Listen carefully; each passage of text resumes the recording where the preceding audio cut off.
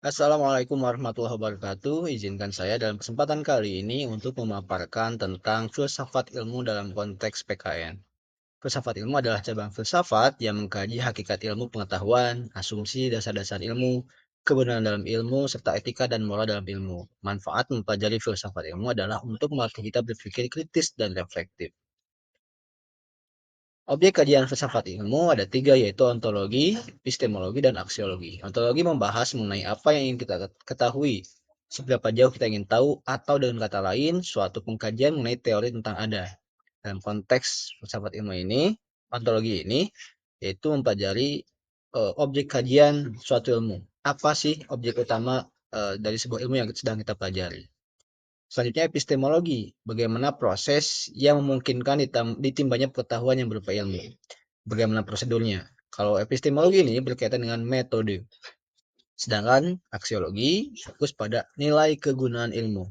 Ilmu berpautan dengan moral. Nilai sebuah ilmu akan diwarnai sejauh mana ilmuwan mempunyai tanggung jawab sosial terhadap ilmu yang dimiliki. Misalnya dalam konteks PKN, mempelajari nilai-nilai Pancasila tidak hanya sekedar kita menghafal, tahu apa saja nilai-nilai Pancasila, tapi juga digunakan atau diamalkan dalam kehidupan sehari-hari. Selanjutnya, aplikasi filsafat ilmu dalam PKN. Yuyun sudah Sumanti menekankan tentang pentingnya filsafat ilmu mengkritisi sistem sosial dan politik. Kita tahu bahwa ilmu politik adalah salah satu objek utama kajian PKN, seperti dikatakan oleh ahli ilmu politik, yaitu Schleicher. PKN itu berasal dari ilmu politik, khususnya berkaitan dengan konsep political democracy. Nah, misalnya baru-baru ini Presiden Prabowo Subianto mengemukakan usulan bahwa pemilihan kepala daerah dikembalikan ke DPRD dengan alasan mahal biayanya gitu ya.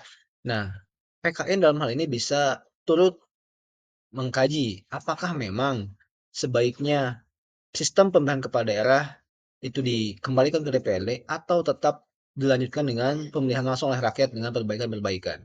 Agar apa? Supaya perubahan sistem atau sebuah sistem tetap dilanjutkan itu didasarkan pada kebenaran ilmiah, bukan atas dasar selera politik semata.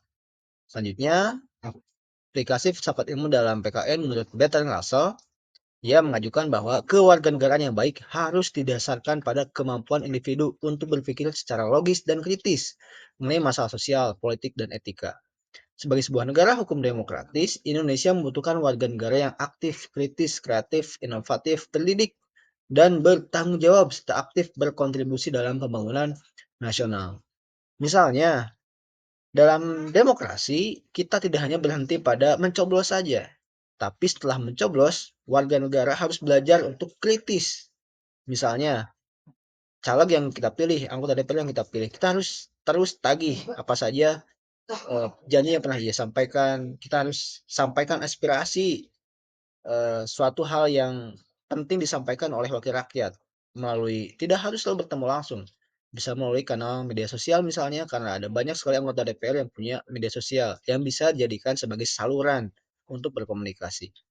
Pun juga pemimpin eksekutif dari mulai presiden sampai tingkat bupati atau wali kota, kita masyarakat harus belajar untuk kritis. Yang harus kritis itu tidak hanya pemilih yang calon pilihannya kalah, tapi juga para pemilih yang calon pilihannya menang juga harus kritis. Tidak serta-merta mereka atau calon itu pilihannya, kemudian dia tidak mengkritik ketika ada kebijakan yang tidak sesuai dengan kehendak rakyat. Itu aplikasi bagaimana warga negara harus kritis dalam konteks demokrasi.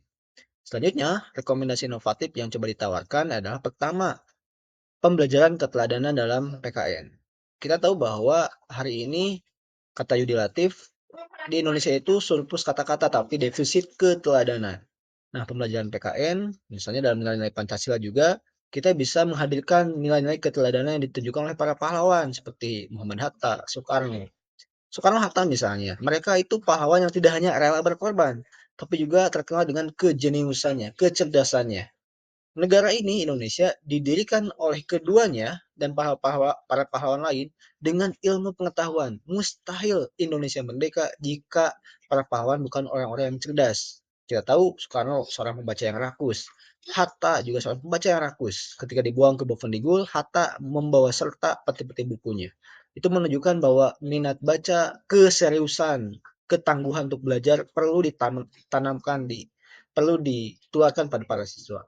Yang kedua, penguatan pembelajaran kontekstual. Belajar PKN itu harus selalu kontekstual supaya tidak ngawang-ngawang, supaya nyata manfaatnya dalam kehidupan sehari-hari. Misalnya, ketika kita berbicara tentang demokrasi, tidak hanya soal pemilu, tapi dalam kehidupan sehari-hari, siswa bisa dibelajarkan praktik demokrasi yang lain. Misalnya, di desa biasanya setahun sekali ada musyawarah rencana pembangunan desa. Itu vital sekali dalam merencanakan pembangunan desa. Siswa, misalnya di SMA, di SMK, harus didorong untuk mencari tahu bagaimana proses musrenbang des di desanya masing-masing.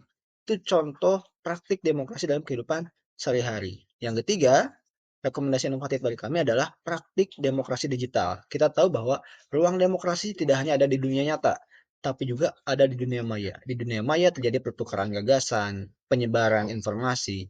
Nah, seringkali praktik demokrasi di ruang digital masih belum sehat. Masih ada hate speech, masih ada hoax. Nah, disinilah kita perlu membelajarkan peserta didik ataupun mahasiswa misalnya untuk menjadi seorang warga negara yang cerdas berdemokrasi di ruang digital. Sehingga ruang demokrasi digital kita semakin sehat, semakin produktif, tidak destruktif gitu ya, seperti banyak terjadi di kehidupan Indonesia belakangan ini. Demikian yang mungkin bisa disampaikan, ini rujukan yang diambil tari Saman, tari Sekapung Silih. Cukup sekian dan terima kasih. Assalamualaikum warahmatullahi wabarakatuh.